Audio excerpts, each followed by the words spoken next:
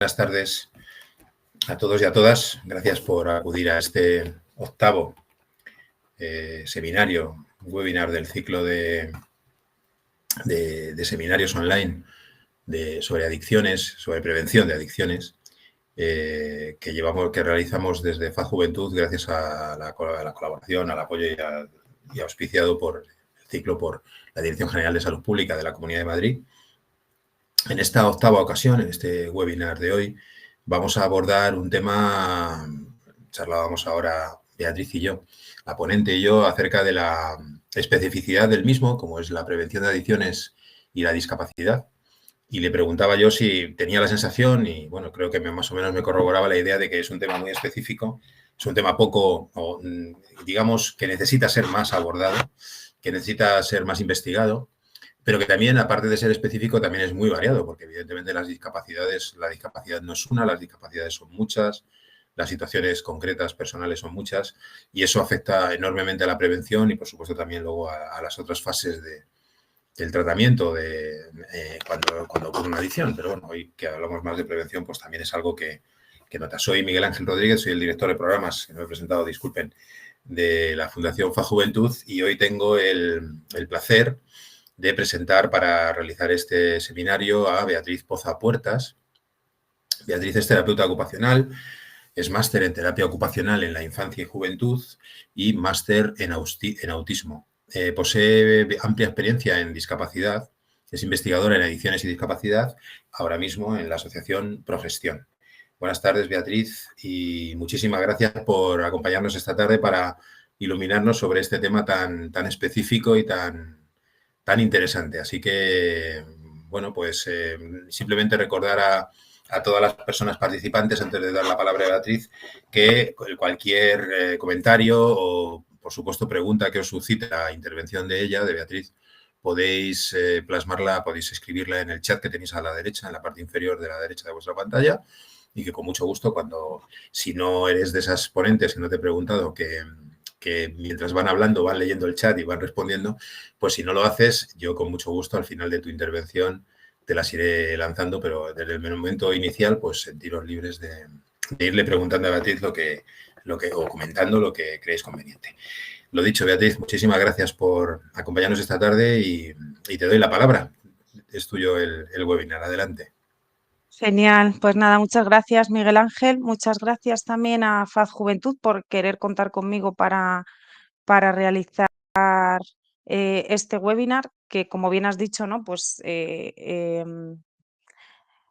conlleva a que es una temática tampoco desconocida, diría yo, pero sí que es verdad que está poco investigada. Entonces, llevo ya pues 3 años dedicada a abordar esta temática y bueno, pues espero que lo que hoy os pueda transmitir os sirva de ayuda un poco para centrar un poco más el tema y ver qué cositas hay en prevención de adicciones en personas con discapacidad.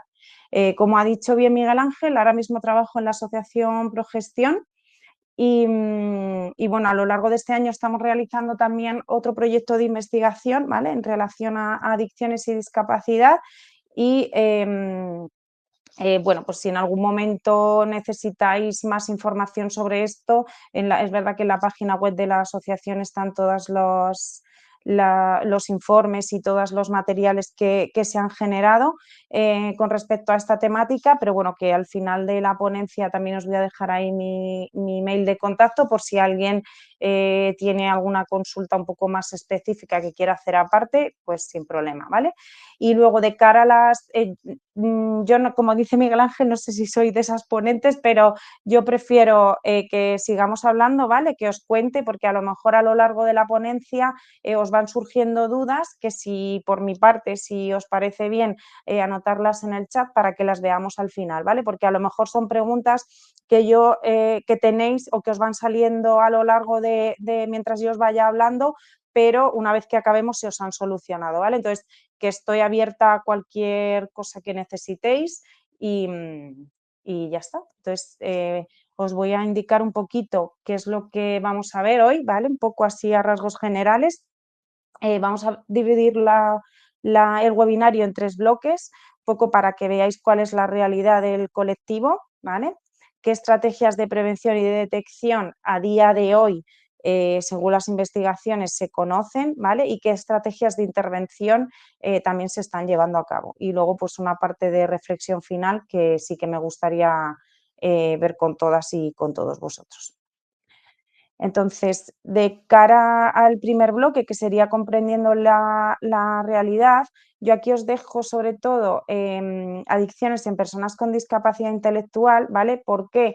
Porque como antes comentaba con Miguel Ángel, antes de empezar la ponencia, la discapacidad al final es una temática muy amplia. Entonces, ¿qué ocurre? Pues que al haber diferentes tipos de discapacidades, nos vamos a encontrar con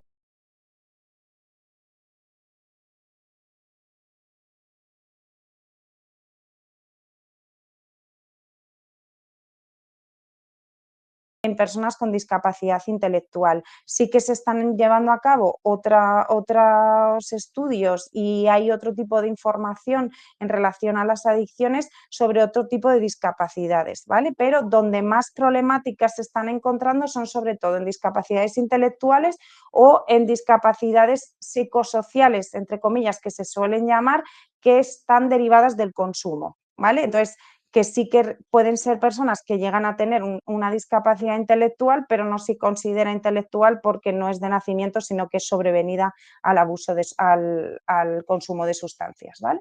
Entonces, por tener una definición general de qué significa una adicción, no me quiero detener mucho en esto porque al final un poco mi objetivo de hoy es que os llevéis una visión clara de cómo está la temática en relación a este colectivo, ¿vale?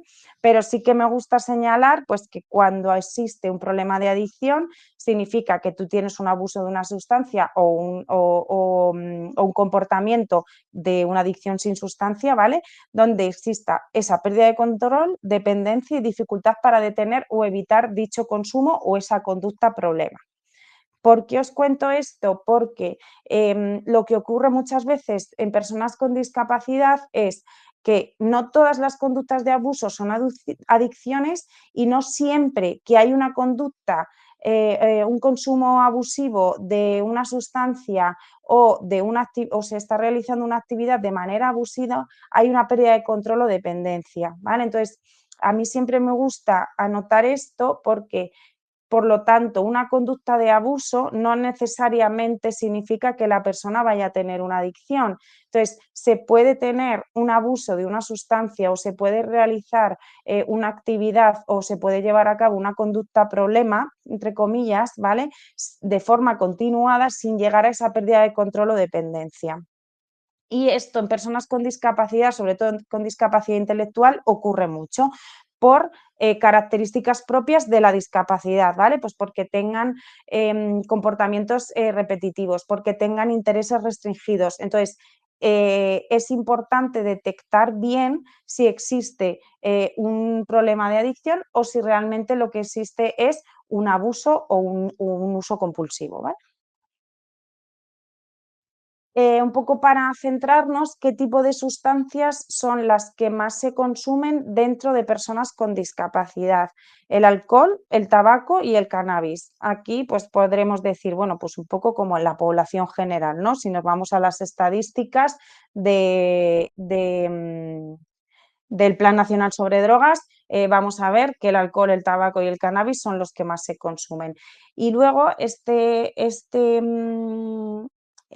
otro apartado que os traigo de alcohol, tabaco, bebidas energéticas y café, detectamos este tipo de sustancias de bebidas energéticas y café en este estudio que hicimos el año pasado, sobre todo, o sea, en personas con discapacidad intelectual, ¿vale?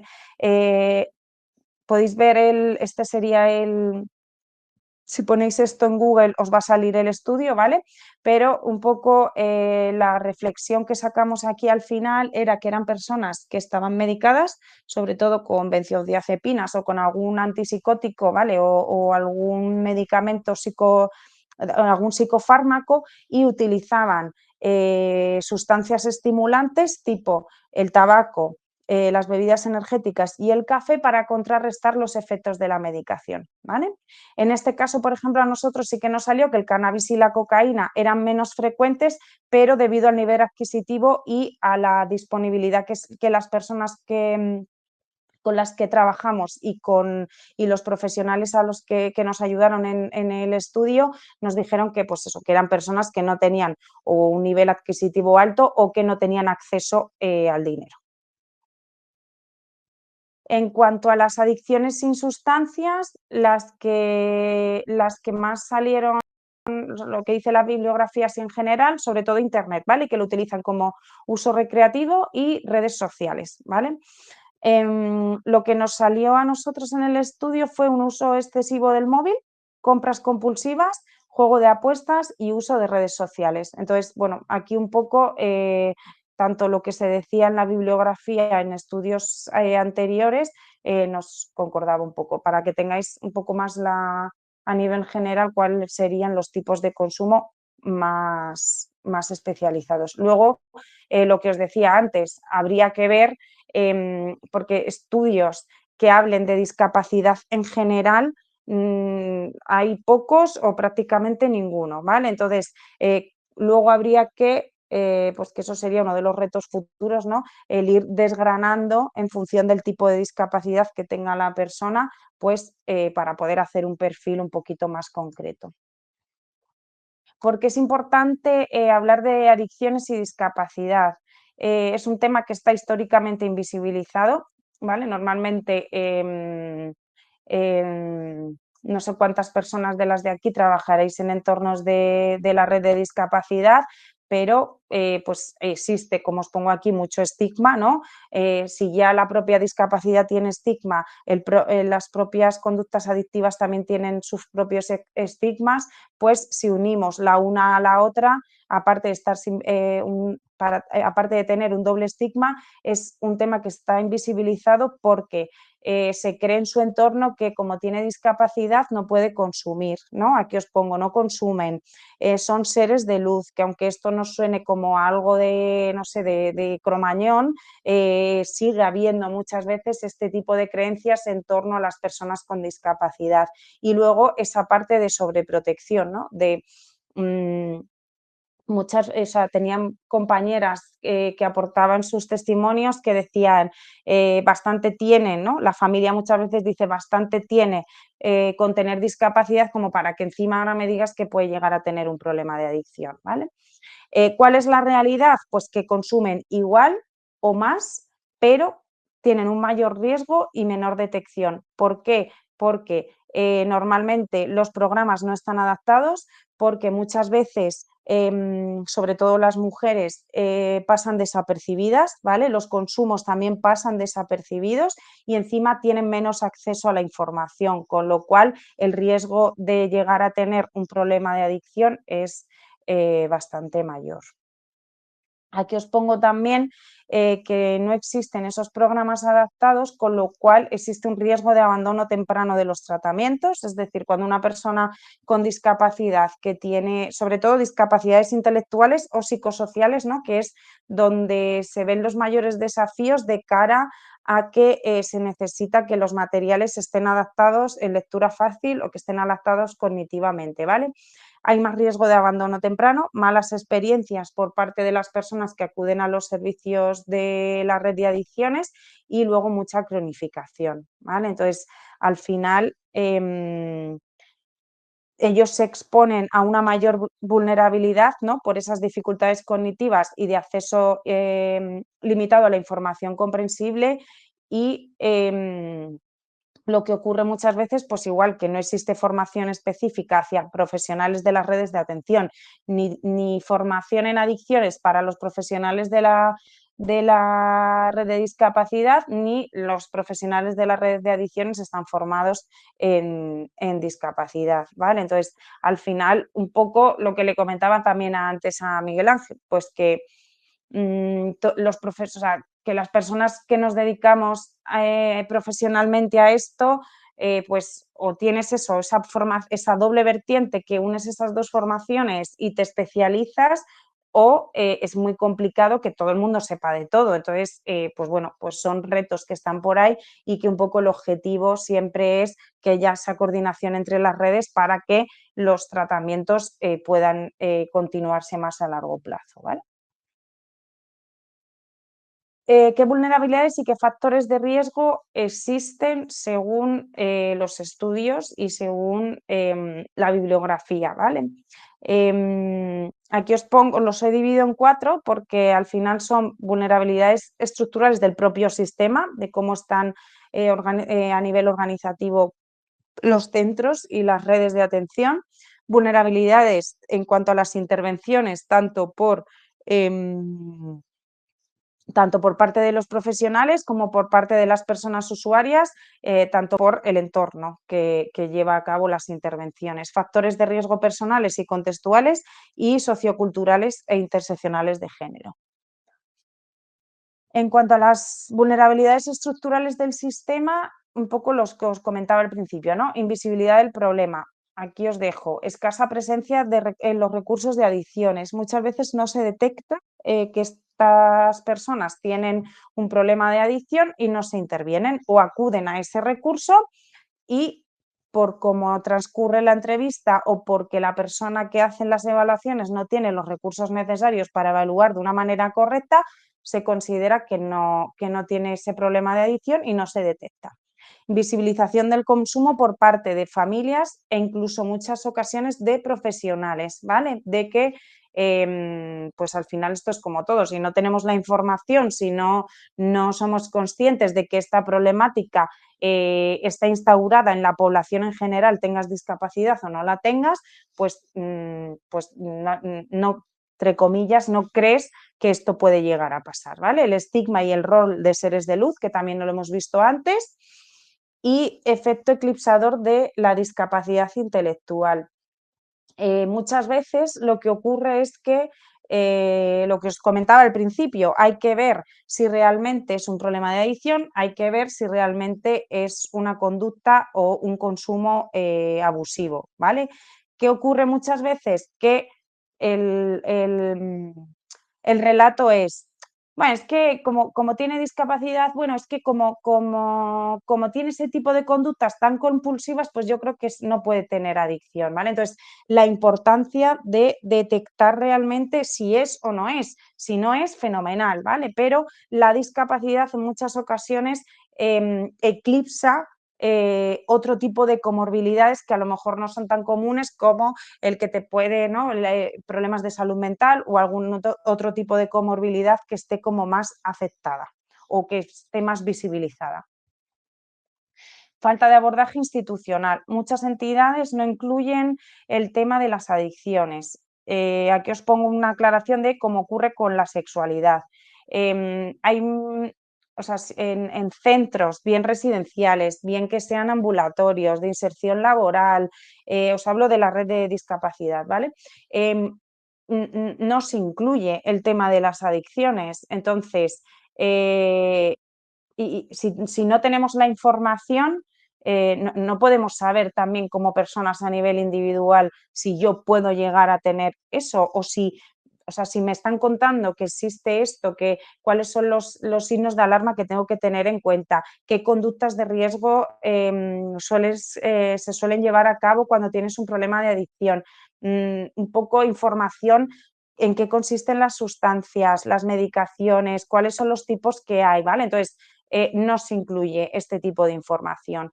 Luego, por otra parte, eso que hablábamos de la sobreprotección, ¿no? El control parental o muchas veces el control profesional excesivo.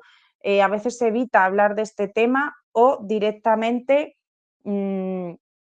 si la persona pregunta o se interesa por esto, pues es como, bueno, pues ya está. Si no lo hablamos, no existe y evitamos el tener que llegar a dar información en cuanto a los problemas de adicción, ¿vale? Y esto unido, que supone, o sea, que al final lo que ocurre es que si juntamos todos estos, lo que ocurre es que la persona tiene una desinformación brutal y al final a lo que les estamos exponiendo es a una mayor vulnerabilidad, ¿vale? ¿Qué ocurre con las barreras de acceso y discriminación? En muchos recursos de adicciones no admiten a personas que tengan un coeficiente intelectual por debajo de 70%, ¿vale? Hay otros contextos, como puede ser el de prisión, que existe también un acceso limitado y que aquí os pongo requisitos previos que, por ejemplo, filtros por discapacidad, es decir, existen en el contexto de prisiones, existen programas específicos para trabajar las adicciones en personas con discapacidad, ¿vale? Pero ahí se queda en el limbo mucha gente que no tiene reconocido a nivel legal la discapacidad, ¿vale? No tiene un grado de discapacidad reconocido, con lo cual puede ser que sí que se crea que tiene o que los profesionales que acuden a ese entorno creen que esa persona puede tener algún tipo de discapacidad, pero si no la tiene reconocida legalmente, se quedarían fuera de este tipo de tratamientos, ¿vale? Y pues ya os lo pongo ahí, ¿no? Que las personas se quedan fuera del sistema muchas veces por la falta de coordinación también entre las redes. Es decir, yo en mi centro de discapacidad tengo una persona que creo que puede llegar a tener un problema de adicción, la derivo a un recurso de la red de adicciones. En la red de adicciones se les escapa el cómo abordar esta problemática con esta persona en concreto, y si no existe esa coordinación entre el centro de referencia de la persona desde la red de discapacidad con el de la red de adicciones, normalmente las personas se quedan fuera del sistema y en tierra de nadie, con lo que ello conlleva a sumarles pues, otra vulnerabilidad más. Programas no adaptados, esto sobre todo para personas con discapacidad intelectual, aunque como yo siempre digo, lo que esté adaptado en comprensión y lectura fácil sirve para todo el mundo, porque al final nos armamos a hacer guías y guías y guías y guías de 50 y 60 folios, que si tenemos un documento en lectura fácil que nos lo reduce a un tercio, pues para todas las personas casi que mejor, ¿vale? Entonces, muchas veces las intervenciones no se centran en la persona en general, ¿vale? Si simplemente se centran en la adicción. Y esto no es porque la persona que se pone, el profesional o la profesional que se pone delante de esa persona quiera, simplemente pues porque al final no sabe o no tiene esa capacidad, ni tiene esa formación, ni esas herramientas para abordar ciertos problemas de adicción en personas con un perfil muy concreto, ¿vale? Los programas generalmente están orientados desde un enfoque cognitivo-conductual y lo que muchas profesionales decían era que son programas como muy largos, de sesiones bastante largas y bastante complejos. Entonces, aquí un poco lo que se decía era que había que adaptar las sesiones a las necesidades de la persona y que a lo mejor necesitas acudir más veces al servicio, pero en sesiones más cortitas, ¿vale?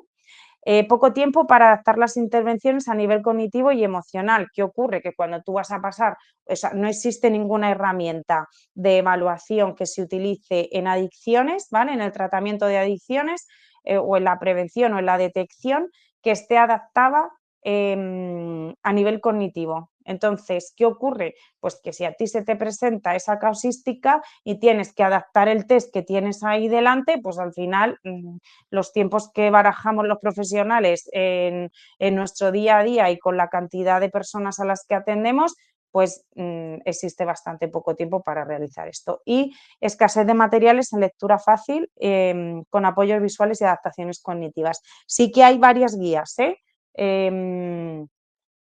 creo que no os lo he puesto en las diapositivas, pero bueno, luego si queréis, cuando acabemos en el chat, yo os puedo poner sobre todo una guía que se publicó el año pasado, que al final es bastante práctica y vienen bastantes links a documentos que sí que se han hecho pues, de prevención del tabaco, del alcohol, de explicar cuáles son las sustancias, o sea que sí que hay cositas, pero no hay muchas.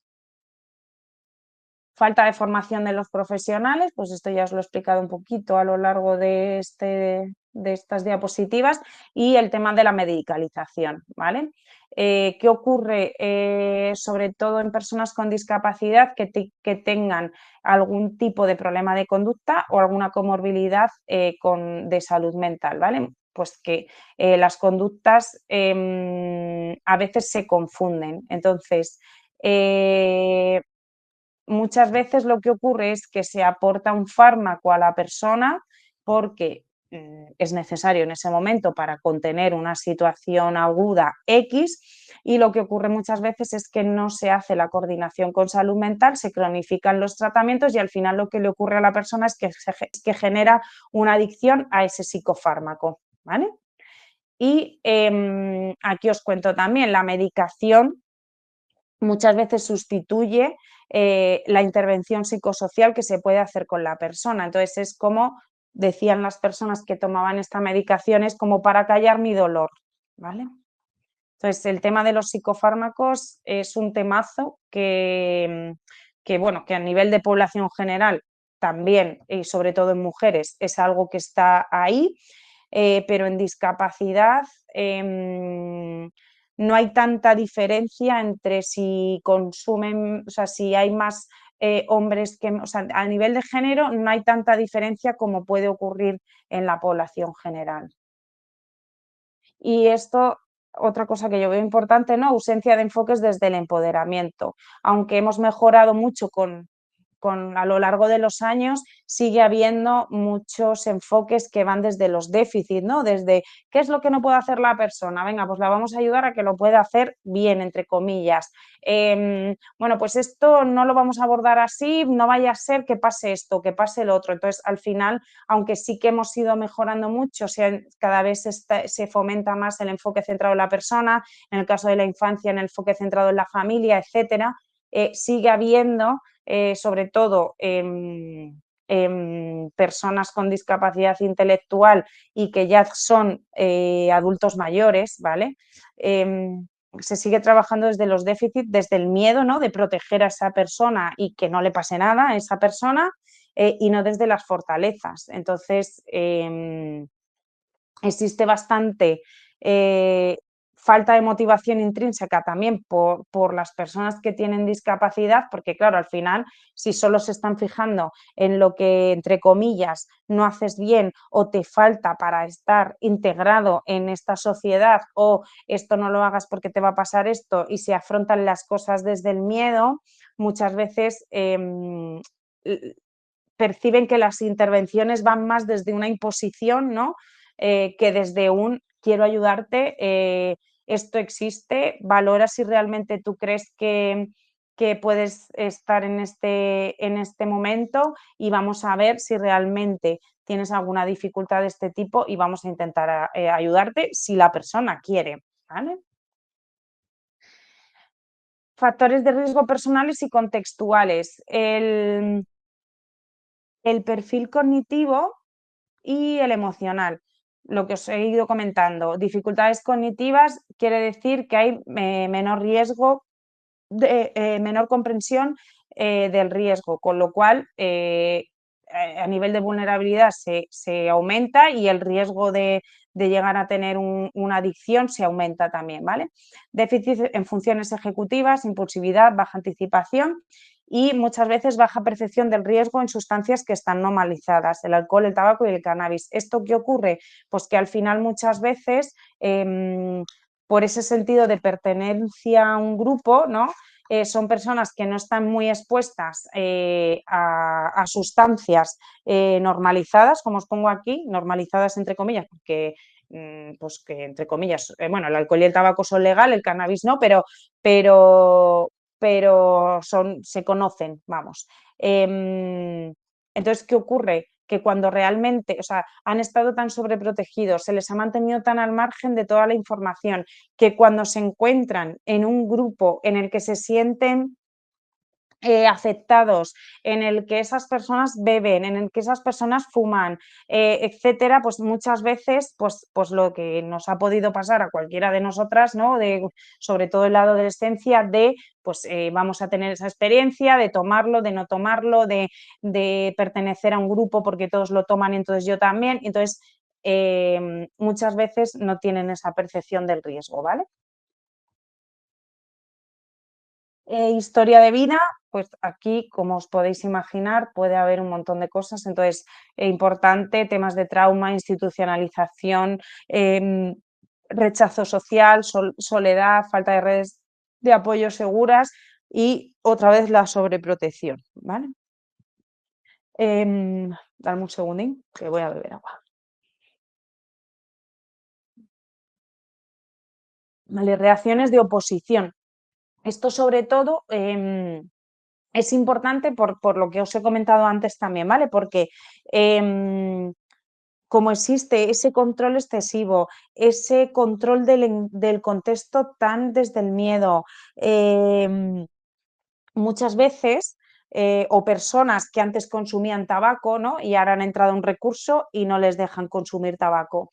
¿Qué ocurre? Pues que esas personas muchas veces lo que hacen es que como signo de rebeldía, al final acaban consumiendo ese tabaco, ¿vale? Entonces, lo que se está viendo es que existen esas reacciones de oposición o esas conductas, entre comillas, de rebeldía como una manera de decir, oye, que soy una persona adulta, que aunque tenga discapacidad puedo elegir sobre mi vida, que estoy aquí, que puedo elegir y que bueno, que sé que a lo mejor fumar no es algo que me conviene, pero que tendré que valorar yo cómo dejarlo o si, o sea, al final un poco que la persona tenga esa voz y ese voto, ¿vale? Porque personas que estamos a pie, que no vivimos en ningún tipo de recurso, tenemos esa opción de elegir. Entonces, existen también esta parte de actos de rebeldía. Mujeres con discapacidad intelectual. Os pongo discapacidad intelectual porque a día de hoy es lo que más se conoce y excepto el último punto que os he puesto, que es del año 2021, el resto es de los datos que hay son de discapacidad intelectual. Entonces, invisibilidad, se quedan fuera de los apoyos. Esto sobre todo es porque pasan más desapercibidas, ¿vale? Las mujeres pasan más desapercibidas de cara a que normalmente tienen mayor capacidad o se desenvuelven mejor en sus actividades de la vida diaria, ¿vale? Sobreprotección y falta de información sobre riesgos, mayor exposición a abuso, coerción y estigma social, ¿vale? En las mujeres con discapacidad se une mucho también la violencia de género. Sobre medicación para tratar el dolor emocional, aquí sí que hay una diferencia bastante alta con los hombres del motivo por el que está esa sobremedicación. Rol de cuidadoras, muchas de las mujeres con discapacidad asumen ese rol de cuidadoras, se quedan en casa, no acuden a ningún tipo de servicios y entonces no llegan a los recursos, ¿vale? Y este estudio, ¿no?, te dice que consumen para aliviar el dolor psicológico y los síntomas autistas. Ese estudio de autismo no era con personas con autismo que tuvieran discapacidad intelectual, ¿vale? Hombres, consumos más visibles y socialmente tolerados, mayor presión de grupo, consumo para regular los síntomas de salud mental, ¿vale? A diferencia que las mujeres eran para regular la sintomatología, como para aliviar ese dolor psicológico, entre comillas, habría que ponerlo. En el caso de los hombres era para regular síntomas de salud mental, que podía ser una comorbilidad de esquizofrenia o de cualquier otro tipo de problema de salud mental, ¿vale? Y mayor riesgo de ocio sin supervisión. Es decir, en el entorno de mujeres hay más sobreprotección y como están como más encerraditas, por así decirlo. En el caso de los hombres tienen mayor libertad, pero eso lo que supone es que tienen ese mayor riesgo de ocio sin supervisión. Vale, vamos a meternos en el bloque 2 de estrategias de prevención y detección. Cosas importantes que, o sea, os lo he dividido en prevención primaria, secundaria y terciaria, ¿vale? Pero bueno, es verdad que o sea, ya os anticipo que yo lo que os pongo aquí es lo que se ha visto en las investigaciones que sería necesario, ¿vale? Pero hay muy pocos servicios que estén trabajando desde este enfoque. Entonces, bueno, me parece que esto es un buen espacio como para decir lo que las personas que sí que están haciendo algo y han aportado sus experiencias funciona, pues bueno, porque yo creo que puede ser algo pues, que nos puede venir bien, ¿vale? Educación accesible, lo que hemos ido hablando, ¿no? Que información en lectura fácil, utilizar apoyos visuales, ejemplos reales, ¿vale? Pues hacer role-playing, como nos decían, ver vídeos, cosas que sean más realistas o que sea más de vivenciar con el cuerpo, hablar a las personas de los riesgos, los límites, sobre los consentimientos, sobre el autocuidado, ¿vale? Desde edades tempranas, no tanto de que existe un problema de adicción, sino más de educar en hábitos, ¿no? en hábitos saludables, informar de los tipos de sustancia que hay, o sea, sería algo como informar, sensibilizar y aparte educar, ¿no? en cuáles son esos riesgos y cuál realmente serían los hábitos, pero desde una posición de, de naturalidad y no de imposición, ¿vale? Que ocurre muchas veces. Desmontar mitos de que las personas con discapacidad intelectual o no, no consumen o no entienden qué es eso, que a veces yo digo cuando pongo estos comentarios, digo, no sé si la gente va a decir, pero bueno, y está, que está fatal, digo, pero bueno, que es que sigue estando esto, ¿vale? Que yo entiendo que a lo mejor suena así un poco raro el que ponen, no entienden, sí, sigue habiendo esa parte. Entrenamiento en habilidades personales, trabajar la regulación emocional, trabajar la toma de decisiones, el pensamiento crítico, trabajar habilidades sociales, trabajar el manejo en la presión de grupo, que tengan la gestión de ocio saludable, ¿vale? Entonces, que toda la parte de prevención no viene única y exclusivamente de hablar de adicciones, sino que hay que hablar de todo lo que está por debajo, que ahora lo veremos un poco más adelante, de todo lo que está por debajo de ese problema de adicción. Entonces, si realmente tenemos la base bien construida, el llegar a ese problema de adicción va a ser mucho más complicado, pero esto no es solo para personas con discapacidad, esto es para cualquier persona. O sea, si a todas las personas nos dieran desde que somos chiquititas en el colegio entrenamiento en todas estas habilidades personales, según nos fuéramos haciendo adultas, nos quitaríamos de un montón de problemáticas que nos pueden surgir en el día a día. En este caso hablamos de adicciones, pero bueno, que cada una en su cabeza puede ir pensando otras, ¿vale?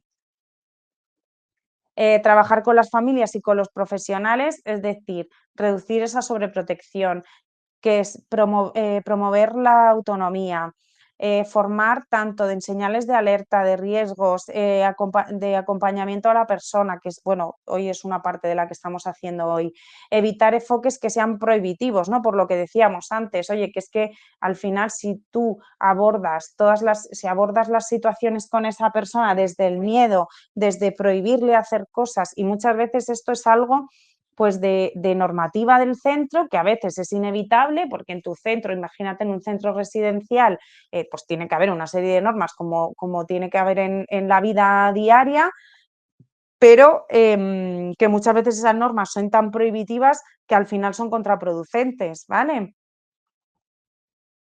Prevención desde la comunidad, que haya accesibilidad desde los centros juveniles, de ocio, de recursos sociales, que los programas de sensibilización que hay en relación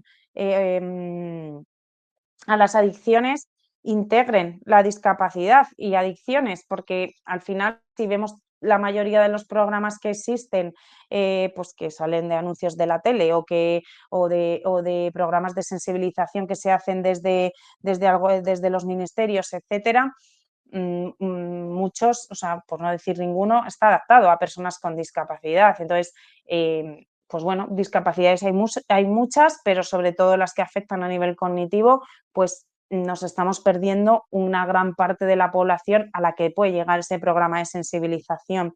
Implicación desde las escuelas, desde los centros ocupacionales y en general desde los servicios sociales.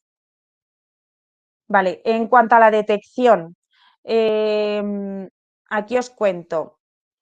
Cribados adaptados. Esto es lo que realmente funcionaría, pero no existen, ¿vale? No existen herramientas de detección estandarizadas o test estandarizados en población española que se puedan utilizar en personas con discapacidad y problemas de adicciones, ¿vale? Entonces, yo sí que os voy a dejar aquí algunas herramientas que yo he ido utilizando a lo largo de los años míos de práctica clínica y que a mí me sirven y que, pues bueno, hemos estado viendo que entre lo que nos ha ido aportando la práctica clínica y las investigaciones, pues espero que por lo menos os llevéis alguna cosita, ¿vale? A nivel general, las herramientas de detección tienen que ser sencillas, visuales y comprensibles. Entonces, dentro de las posibilidades que cada profesional, cada persona pueda llegar a tener, pues lo más sencillo posible. Y si tú no puedes pasar un test en concreto porque tiene muchas preguntas, pues bueno, pues igual hacer 3 o 4 preguntas, aunque sea un cribado propio, ¿vale? Identificar factores de riesgo, lo que os decía antes, trauma, soledad, impulsividad, uso de Internet, consumo de grupo de iguales, etc. Coordinación entre las redes de atención y su entorno. Aquí hay bastante descoordinación.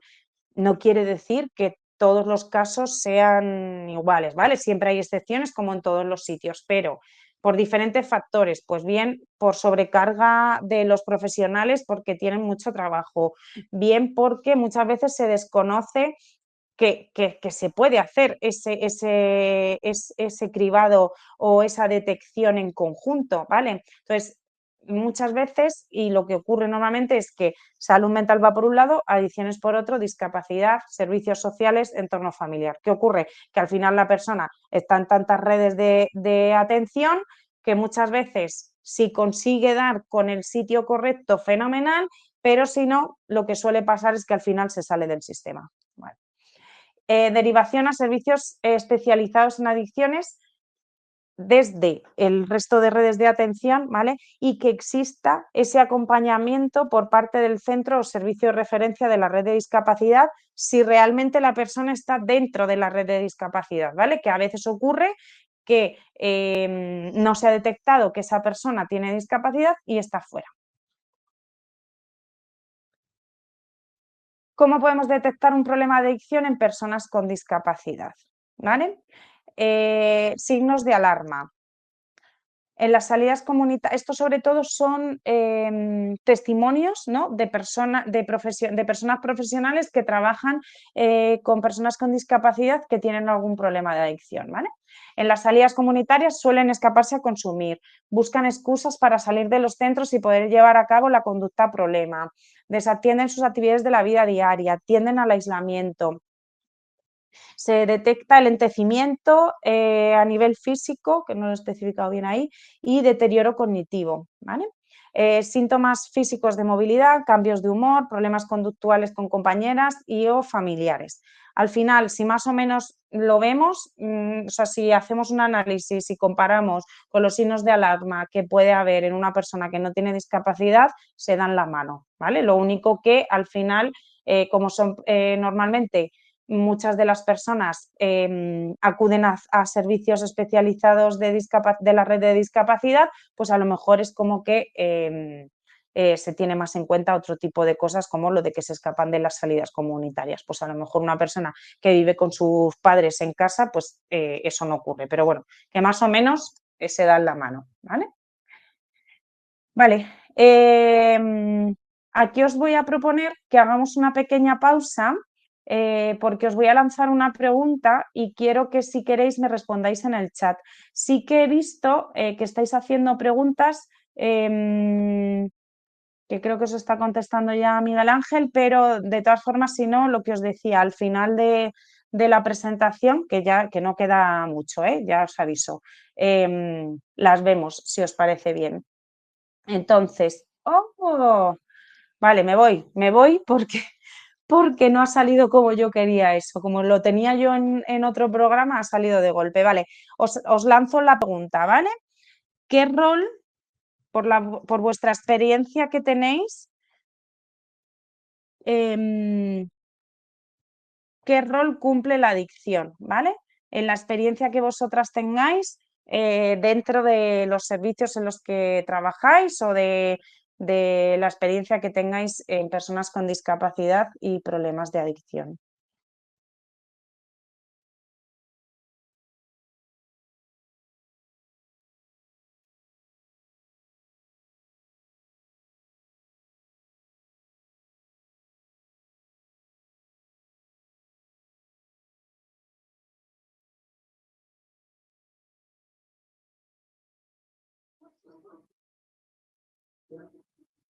¿Se anima alguien?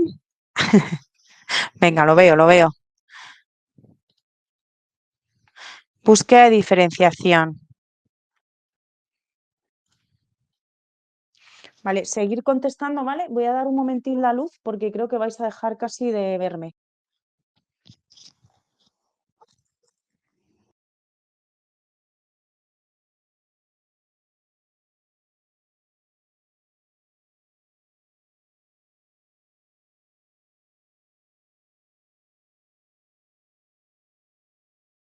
Vale, venga, sigo. Vulnerabilidad, adaptarse al grupo, búsqueda de un cierto equilibrio psicológico, ya sea por reducir ansiedad, frustración, falta de habilidades sociales para relacionarse y disociar, pertenencia al grupo,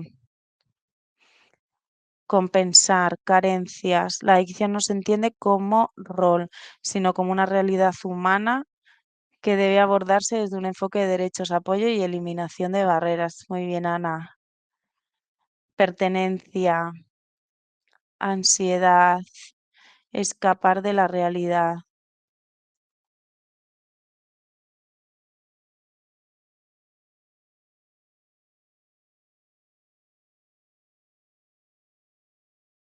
Salir de la angustia vital en la que se encuentran, desinhibición para reducir barreras sociales a la hora de relacionarse y evadirse de su propia realidad. Vale, vale, pues voy a continuar, ¿vale?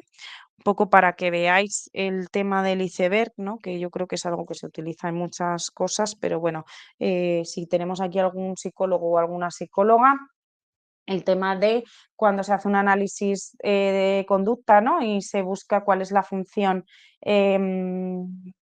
que cumple esa conducta. En este caso, a mí no me gusta hablar de adicción, sino me gusta hablar de experiencia de consumo. Entonces, para mí una experiencia de consumo puede ser tanto con sustancia o sin sustancia. Entonces, esa experiencia de consumo o esa conducta, ¿vale? Por debajo, o sea, nosotros lo que vemos es esa conducta, que es lo que está por arriba, que es lo que marcaría el iceberg, ¿no? Que es la parte visible, pero realmente donde tenemos que ir a buscar, ¿no? Es vale, lo que vemos es esa conducta problema o esa conducta o esa experiencia de consumo, pero ¿qué está ocurriendo por la parte de abajo, ¿no? Realmente es por falta de gestión emocional, algún tipo de apego infantil, existe alguna situación de trauma en esa persona, autoexigencia, soledad, sentimiento de abandono, baja autoestima, otro tipo de comorbilidad, está sufriendo bullying, está sufriendo rechazo por parte de la sociedad en general o de su entorno, por un tema de control de impulsos, ¿vale? Por lo que decíamos antes, para compensar los efectos de la medicación. Entonces, lo importante para mí siempre y lo que me gusta transmitir es que lo esencial es detectar cuál es esa función, ¿no? Cuál es la función que está cumpliendo esa experiencia de consumo. Entonces, os pongo ahí o sea, en este color, ¿no? Lo de historia de vida, porque para mí sí que es una herramienta bastante...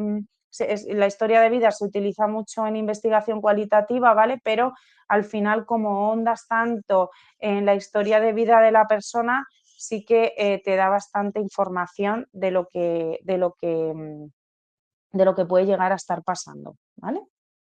¿Qué herramientas de detección os traigo aquí que no son específicas de adicciones, ¿vale?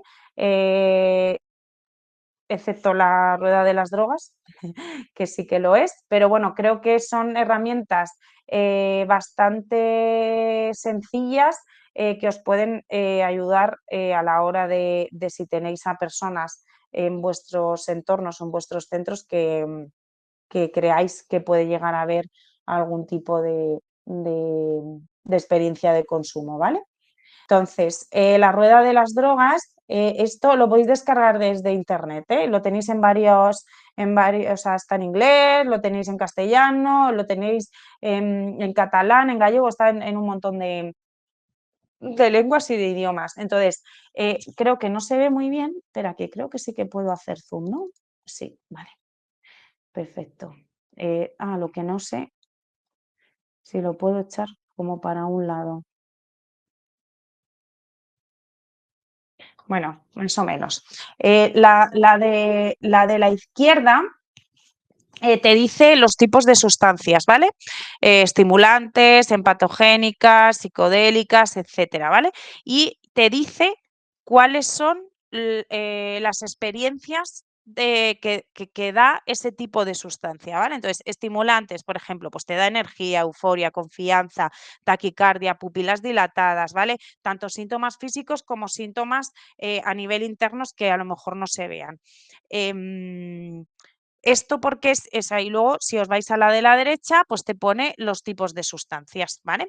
¿Por qué es importante esto? Porque si tú sabes la sustancia que está tomando la persona y te vas a la rueda de la izquierda y ves qué tipo de efectos tiene esa sustancia, ya te puede estar dando algo de información de qué es lo que está buscando esa persona, ¿vale? Puede ser pues que normalmente, o sea, el alcohol, por ejemplo, es un depresor, con lo cual, si lo que la persona está buscando es deprimir su sistema nervioso central, ¿vale? Ya podemos por ahí indagar que puede haber alguna situación que esa persona está intentando evadirse de ella, ¿vale? Entonces, y el tema de los estimulantes, pues lo que os decía antes, ¿no? Del tabaco, del café o de las bebidas energéticas. Cuando tú estás tomando un psicofármaco en el que estás pasado de dosis o que realmente te está deprimiendo demasiado el sistema nervioso, vas a buscar una sustancia estimulante, ¿vale? Para pues, subir tu estado de ánimo y que tu sistema nervioso se active, ¿vale?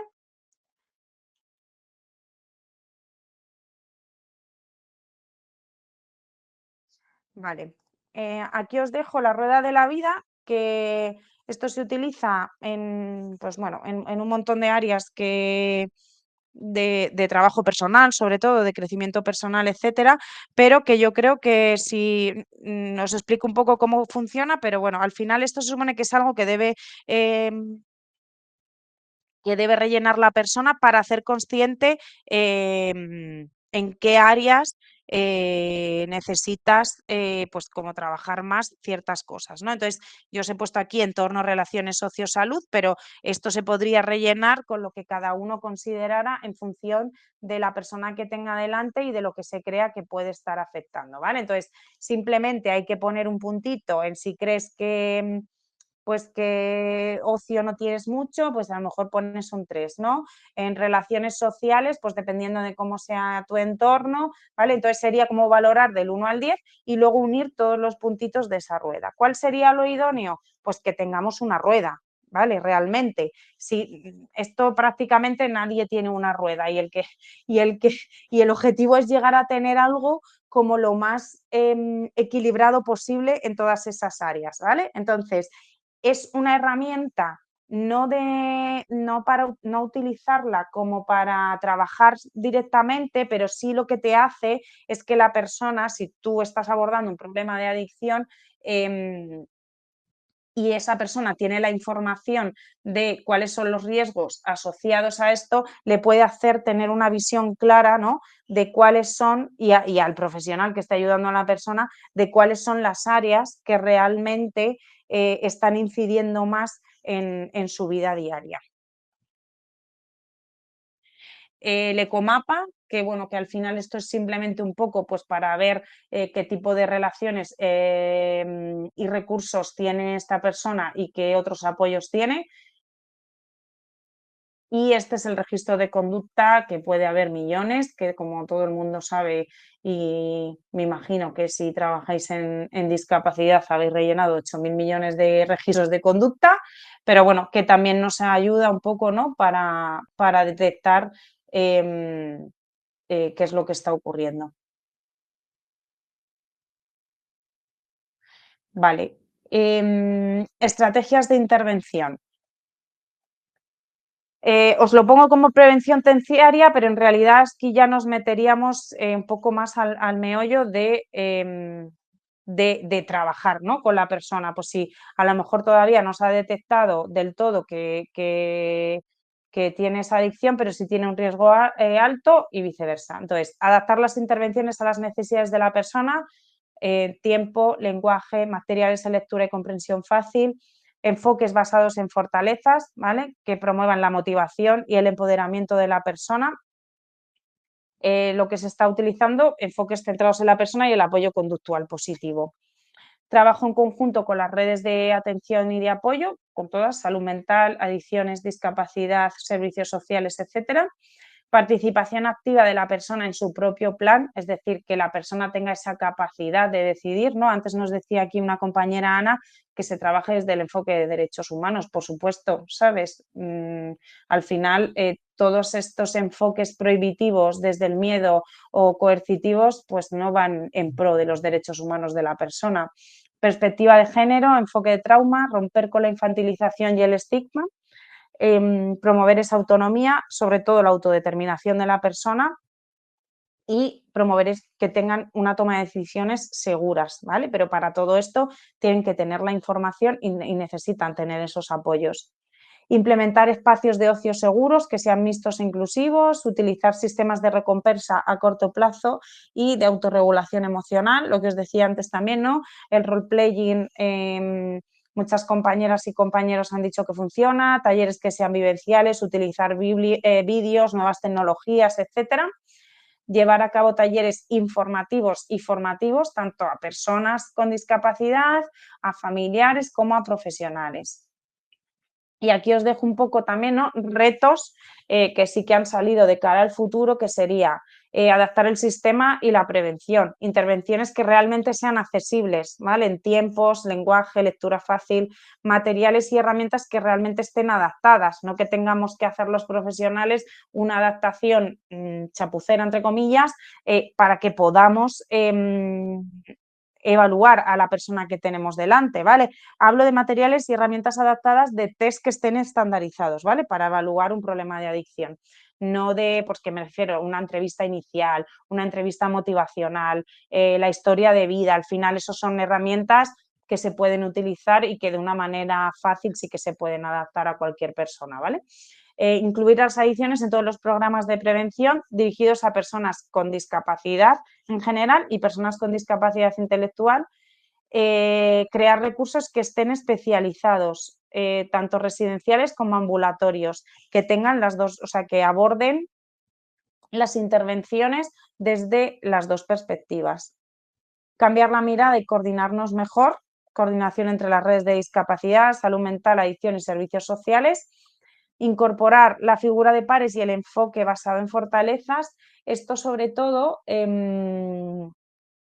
no sé si conocéis un poco qué es lo que significa la figura de pares, pero así a rasgos generales es que una persona, en este caso con discapacidad, que haya tenido un problema de adicción, se incorpore a los servicios como una figura profesional, ¿vale?, que pueda aportar su experiencia y cómo ha sido su proceso y vamos, este año sí que hemos tenido, en mi caso, en el proyecto que estoy haciendo este año en la Asociación Progestión también, una mujer adorable que ha sido voluntaria a lo largo de todo el proyecto y que nos ha estado ayudando un montón, y al final Esto es como todo, los profesionales sí nos formamos, hacemos investigación, pero al final la persona que lo ha vivido en sus carnes, como yo digo, es la persona que más información y que más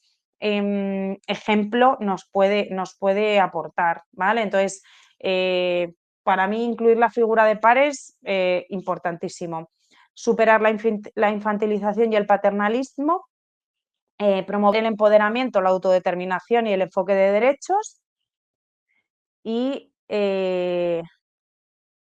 vale. Y yo creo que nos vamos a quedar aquí porque la reflexión final sí que la voy a dejar para más adelante, así que si quieres, Miguel Ángel, hacemos ahora las preguntas y luego ya dejamos ahí la reflexión final para que entre todas... Perfecto, pues como tú digas, tú mandas preguntas, solo animo a que hagáis más porque solo tenemos una que dice, voy a ponértela en bonito, que queda más mono. Mira ahí.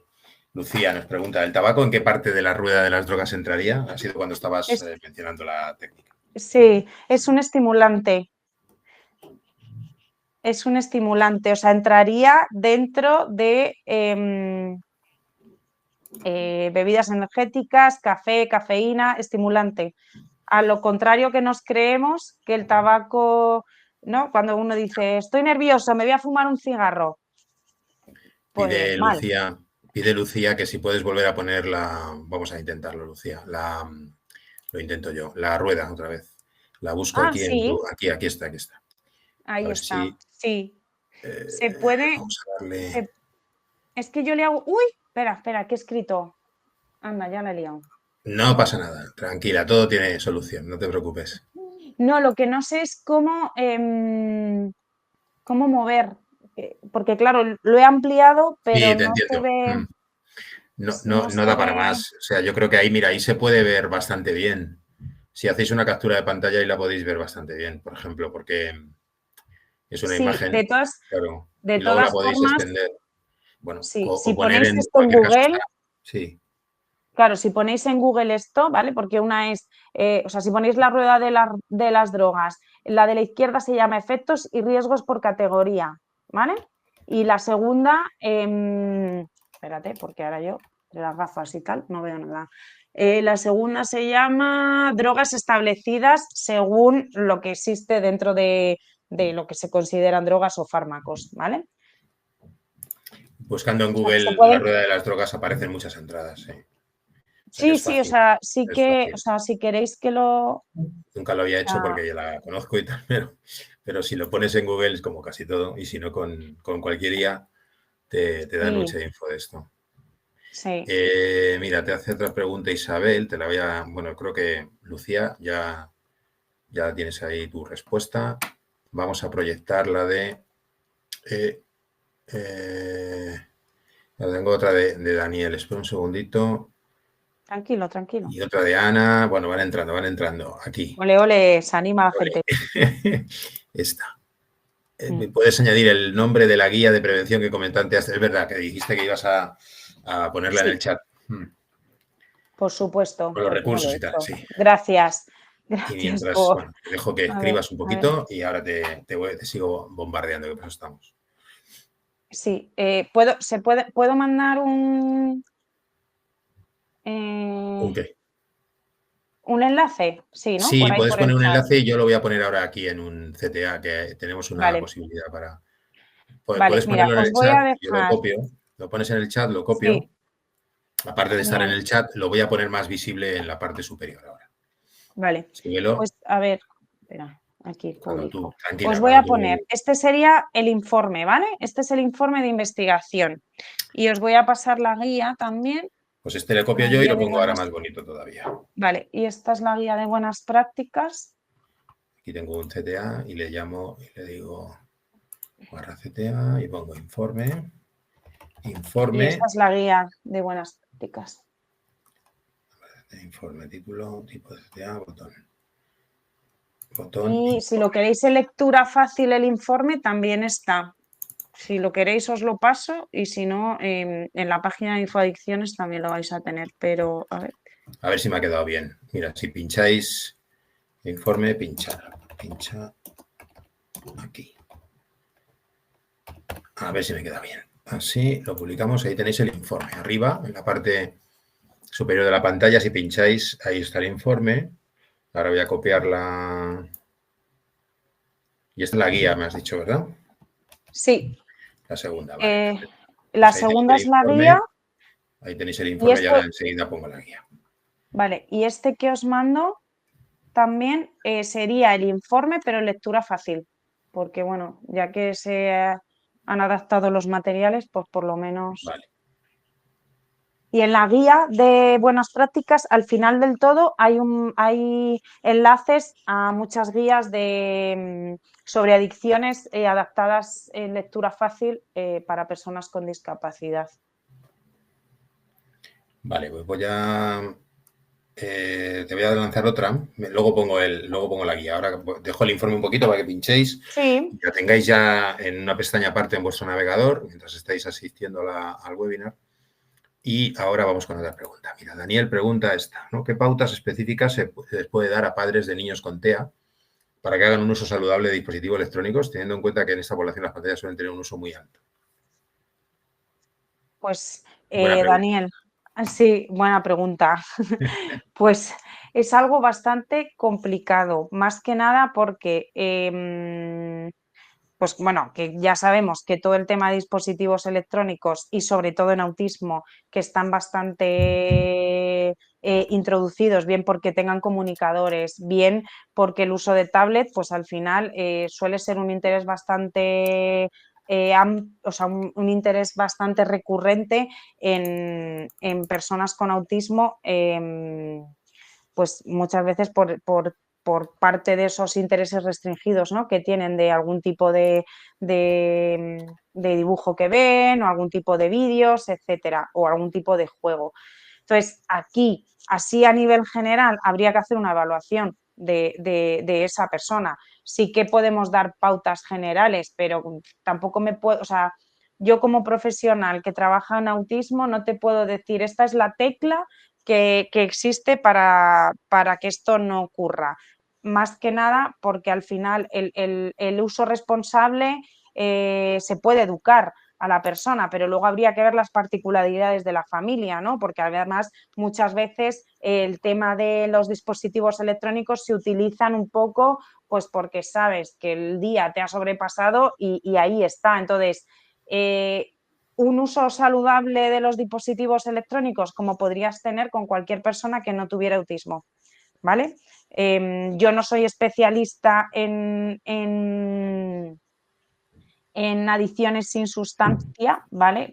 Yo trabajo más con el tema de sustancias, pero lo que he trabajado con las personas con las que yo atiendo a día de hoy y con las que he atendido, sobre todo algún adulto, al final es desde analizar el motivo, ¿no? Y cuál es la función que está cumpliendo en este caso ese dispositivo electrónico y ver si realmente hay un abuso de ese uso del dispositivo o realmente la persona tiene un problema de adicción a la tablet o a lo que esté utilizando, al móvil o a lo que sea, ¿vale? Entonces, como puedo así decirlo, no sé cómo decirlo, como receta única no hay ninguna, porque al Como final las panacea, particularidades...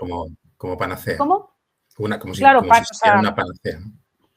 claro, al final me refiero, sí que puedes, o sea, me refiero, puedes evaluar cuántas horas al día esa persona está utilizando ese dispositivo electrónico, si realmente le está afectando en sus actividades de la vida diaria, cuál es la dinámica familiar que tienen a nivel general en el hogar, qué está ocurriendo en casa, o sea, que habría que analizar como muchos aspectos alrededor, ¿vale? Pero a nivel general, pues son cosas que más o menos sabemos todas, ¿no? Pues reducir el tiempo de uso, que si tú tienes, o sea, que si tienes un uso muy alto de ese dispositivo, pues ver que si esa reducción, suplirlo, al final es un hábito, ¿no? Esto es como ¿cómo se dice? como el que se come unas patatas cuando tiene también ansiedad, ¿no? Pues que muchas veces nos entra ahí las ganas de dulce, pues al final son hábitos que tenemos que ir sustituyendo, pero no te puedo dar una receta única, más que nada porque habría que conocer el caso concreto de la persona. Claro, son un Así, espectro de trastornos como muy, muy amplios como para... Bueno, tengo sí. más preguntas. Perdón, Daniel, pero hay Vale, que seguir porque si no nos aprietan el resto de compañeras y compañeros. Bueno, la verdad que son un poquito... es difícil hacerte similares. una línea de preguntas, así que te las voy a disparar porque yo tengo también alguna que Hala, me va a suponer dispara. lo que dices. Si da tiempo, te la hago, si no, no pasa nada. Mira, Vale. Ana pregunta, ¿cuáles son los apoyos más adecuados para acompañar a estudiantes en riesgo sin estigmatizarlos?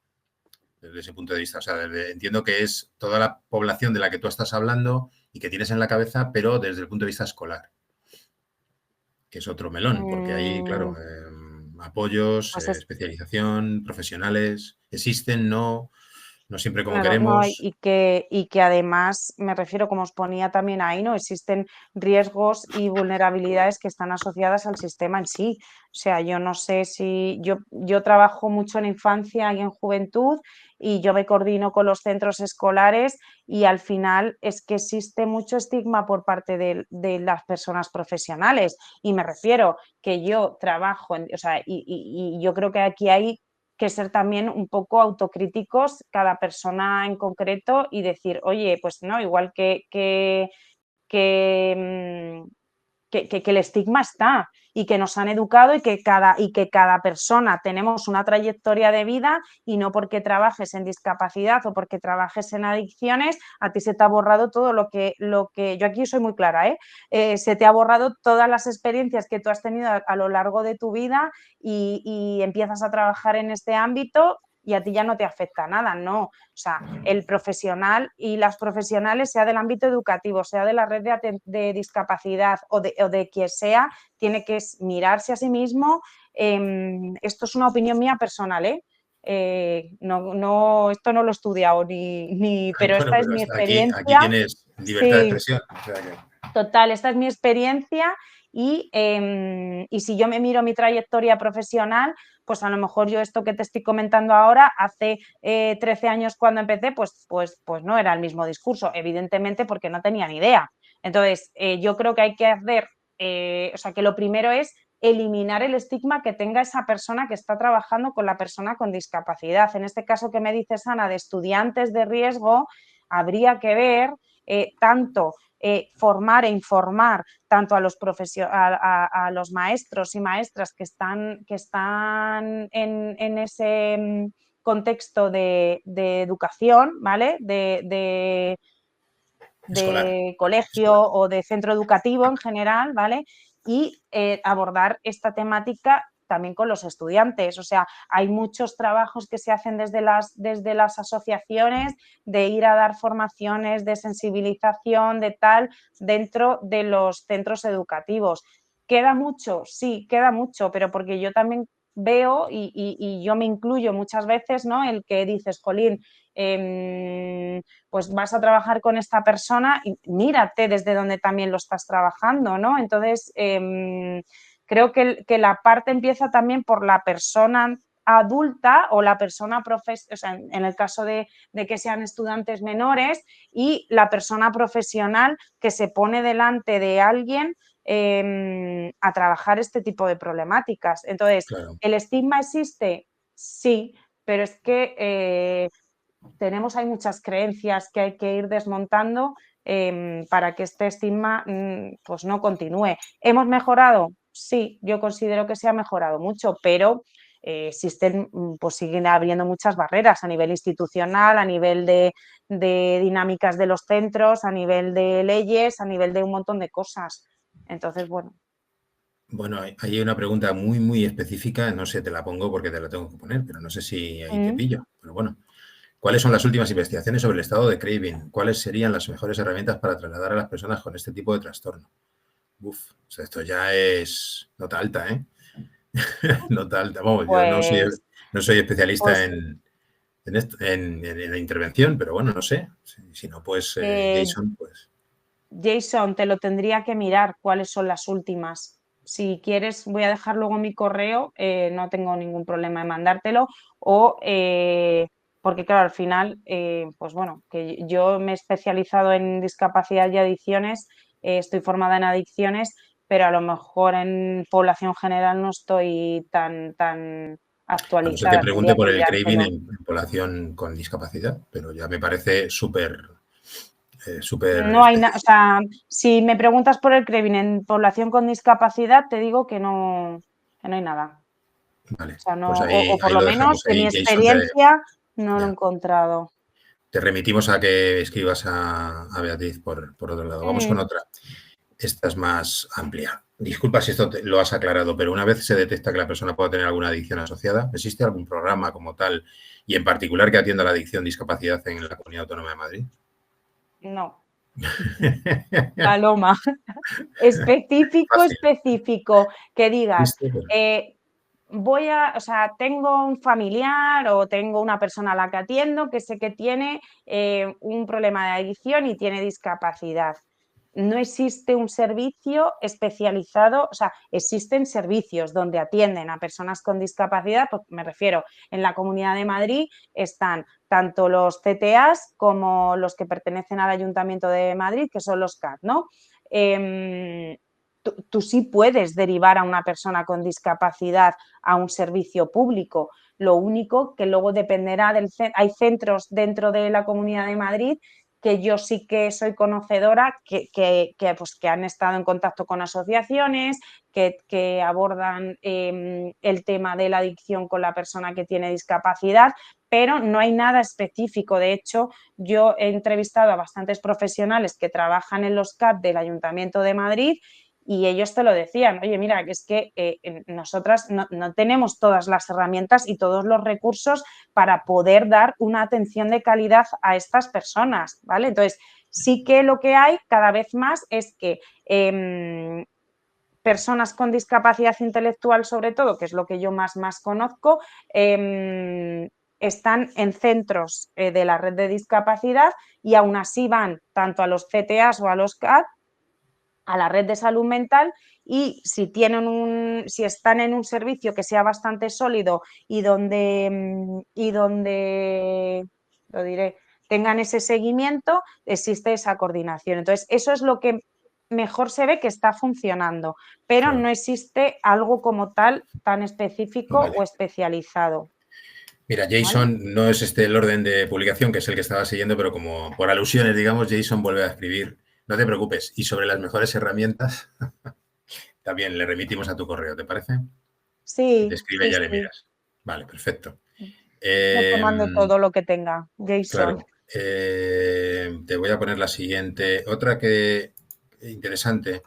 Bueno, devuelven, aunque no seas especialista, pero bueno, recursos para la discapacidad y adicción a pantallas, cuando el entorno familiar no puede regular el uso. Esto del entorno familiar es algo que te quería también insistir, ¿no? Mm, Porque, claro, tenemos el tiempo que tenemos y tú tenías que hablar de un montón de temas, pero la especificidad del entorno familiar, yo hablo desde la prevención, perdón.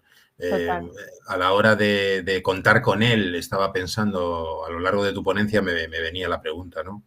En Mm. estos casos de este tipo de personas es notable, es decir, la especificidad y la acción, el papel, la posibilidad también desde el punto de vista del entorno familiar para fomentar factores de protección, ¿no?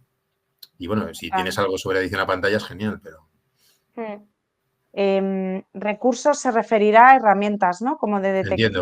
Sí, detección, bueno, no, etcétera. yo entiendo que son Sí que recursos, hay, no, recursos asistenciales, entiendo yo. Hay un centro ah, especializado, el de la Comunidad de Madrid, sí, en el adicción servicio a CAD, tecnologías. Lo que sí. no sé es si tendrá también atención a personas con discapacidad o no. Eso lo Claro, desconozco. a ver, me refiero, tú puedes tener discapacidad y ir a cualquier Claro, servicio que esté normalizado y que esté abierto a la población. Otra cosa es que los servicios que te den o la forma que tengan de trabajar se adecue a las necesidades que tenga la persona, ¿vale? Pero no, excepto porque sí que hay servicios que antes he visto, ¿no? Que antes había puesto alguien que por qué si tienes un coeficiente inferior a 70, un coeficiente intelectual inferior a 70, no te dejan acceder. sí, a em, recursos. Sí, está. A recursos. Sí, pues esto, por ejemplo, pues no lo sé. No sé por qué es así. Pues son normas y son normativas, pero es así. Ya. Mira, otro, siguiendo con recursos, dice ¿hay algún recurso de apoyo para trabajar la información y prevención de estos chavales? Como lo de qué puedo hacer, qué no puedo hacer, pero con drogas o historias sociales relacionadas o similar. O por dónde deberíamos empezar desde casa. El mío es TA1 más TDAH. A ver, por historias, no hay historias sociales. En la guía de buenas prácticas, sí que al final que os he dicho, los recursos que están adaptados en lectura y comprensión fácil, esos se pueden utilizar, ¿vale? Y sí que hay cosas de qué puedo hacer, qué no puedo hacer, etcétera. No hay historias sociales. O sea, yo soy experta en hacer historias sociales, en hacer apoyos visuales y en inventarme cuentos para trabajar con las personas a las que atiendo y con sus familias toda esta temática. Desde casa, y como comenta Vanessa, pues perfecto. Al final me refiero o sea, informar. em, em, o sea, que tengan la posibilidad de tener esa información, ¿vale? Que no estén al margen. Que esto además, que si lo trasladamos a la población general, que en los colegios no se habla casi nada todavía de esto, ¿no? El otro día es como el tema que hemos dicho de que os he puesto parecido a la sexualidad, jolín, pues que igual que son temáticas que si las trabajamos desde la prevención, desde la información y desde que los chavales y las chavalas desde bien jóvenes tengan esta información, pues bueno, pues Exacto, mucho mejor. iría la cosa bastante mejor. Claro. Pero sí, desde casa, pues eso, desde la información y lo que me cuentas de historias sociales, y encima si tienes un peque TA1, grado 1 con TDAH, pues seguramente seas tú más experta casi que yo en hacer historias sociales y adaptaciones visuales. Bueno, Las Beatriz, pues situaciones que creo que pasan. habría llegado el momento de tu reflexión final. ¿Te parece? Venga, fenomenal. Vuelvo a ponerte la presentación. Vamos a ir hasta donde, no sé si la has dejado Aquí aquí, está, ¿no? aquí Ahí, está. La perfecto, tengo, la tengo. perfecto. Vale, simplemente quería que pusierais en el chat, ¿vale? Con una palabra, sé que, bueno, por lo que he visto, ¿no? Que hay familias, que hay profesionales, que los perfiles que estamos aquí somos un poco un mix, pero que con una palabra definierais, yo he puesto vuestra práctica clínica o en el recurso en el que trabajéis, pero que lo podéis hacer también como familia y como persona del entorno de la persona que tiene discapacidad. ¿Cómo creéis, ¿no? En una palabra, que vuestro recurso, que vuestra atención o que vuestro abordaje en relación a este tema fuera más respetuoso?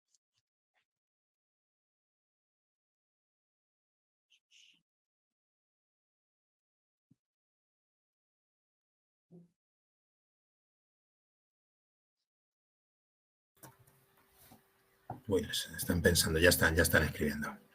Ujú. Es una pregunta, bueno, que requiere reflexión, sí. Sí, para darle al coco, Ah, total. bueno, porque como tú bien Total. dices, y muy probablemente pasa que algunas personas que nos han escrito como madres o padres son profesionales y a la vez, pues, bueno, más que una palabra Total. cogen titulares, algunos no, pero bueno, lo estás viendo, ¿no? Es que para Sí, tener buenas prácticas hay que tener formación, por eso estoy aquí. Claro. total. Muy bien, Andrea. Más humanizado, Ana.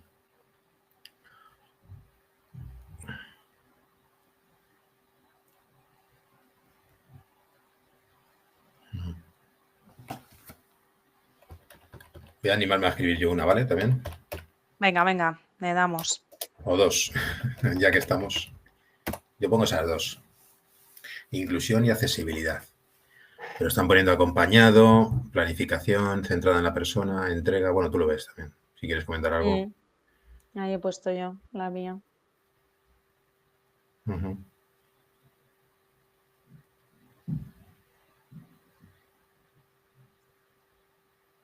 Rocío pone PPT. Rocío, escríbeme a Mar Rodríguez. Bueno, o escribe directamente a Beatriz. Va a poner su correo al final y la escribes, ¿vale? Que has hecho varias veces la pregunta.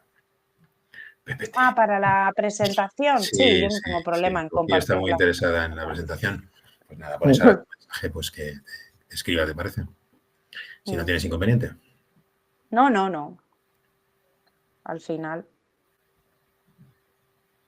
O sea, nada de lo que yo pongo aquí no es público. Con lo cual, lo que pasa es No que, lo bueno, estás pues haciendo yo público en estos momentos, claro. Claro, claro. Y no, y ya está, y que esto es lo que hay. Entonces, pues al final, que lo importante, o sea, que hay que estar al Es servicio y PPT, hay dice que Andrea. tener la No, es información. Andrea, PPT es la presentación. El PowerPoint es el formato PowerPoint bueno, en fin, se refiere a la presentación de. Vanessa dice empatía, bueno, tú lo ves también. Ujú. Vale, sí, María Luisa dice, consideramos que en nuestro centro no hay rechazo hacia las personas con discapacidad, siendo en todo momento respetuoso y accesible. Pues qué bien. Bueno, yo creo que más o menos te han hecho ya la foto, ¿no? Mira, Paloma Sí, también dice algo. a ver. Me quedo con lo que decías antes de una mirada que vaya desde el acompañamiento y no desde los posibles miedos. Sí, Muy sí. interesante eso.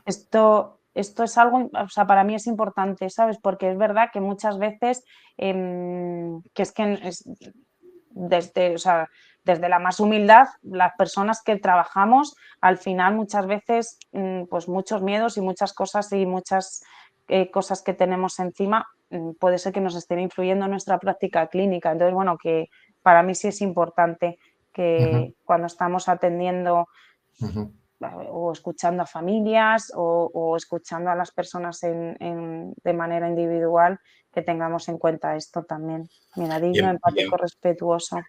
Y si me permites, en Pues prevención, digamos, universal, por decirlo mm, así, o incluso en selectiva, me atrevería, pero y hablando de adicciones sin sustancia, hablando de problemas o de riesgos derivados de la tecnología, de las pantallas, utilizamos mucho esto también del acompañamiento cuando hablamos con las familias.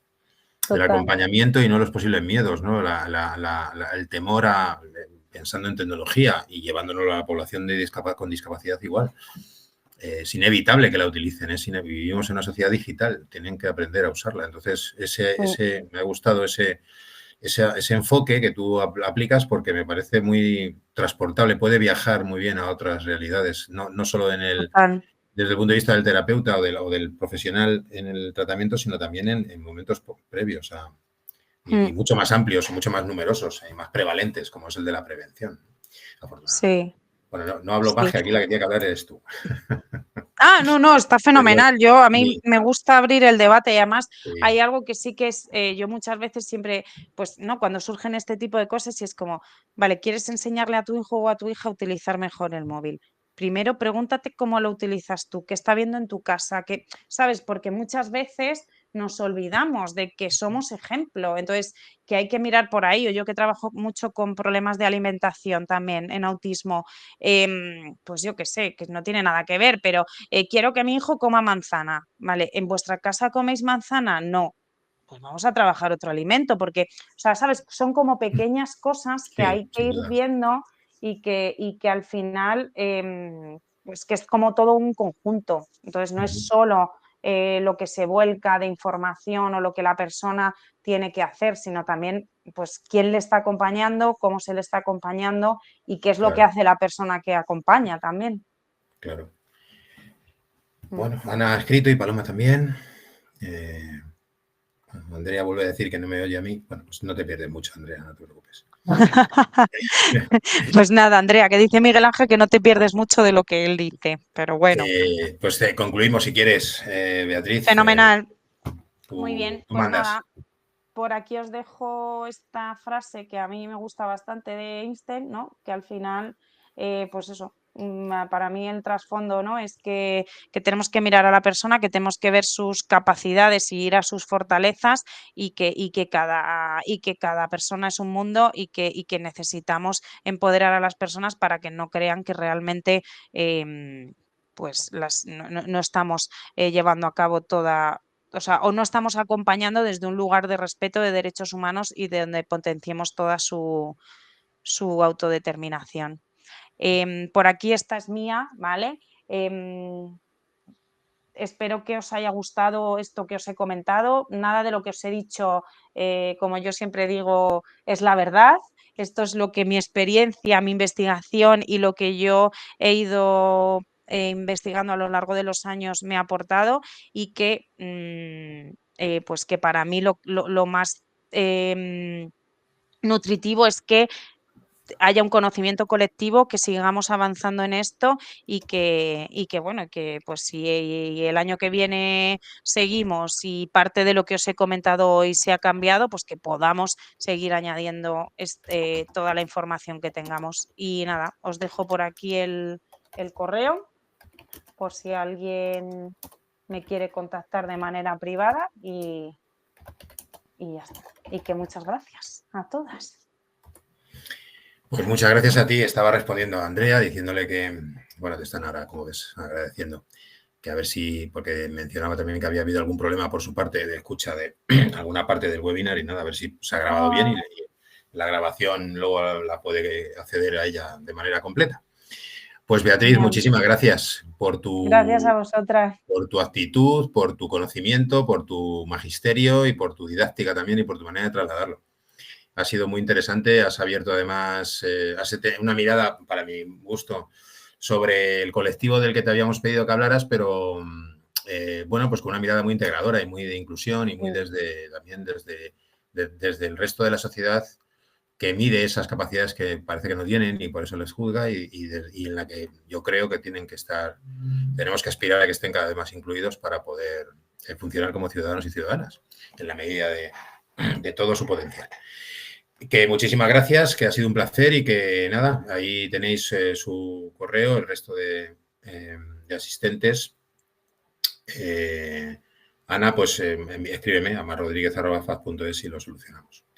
Y nada, que lo dicho, que nos veamos pronto, que muchas gracias por asistir a todas y a todos y muchas gracias de nuevo a ti, Beatriz, por este webinar tan magnífico.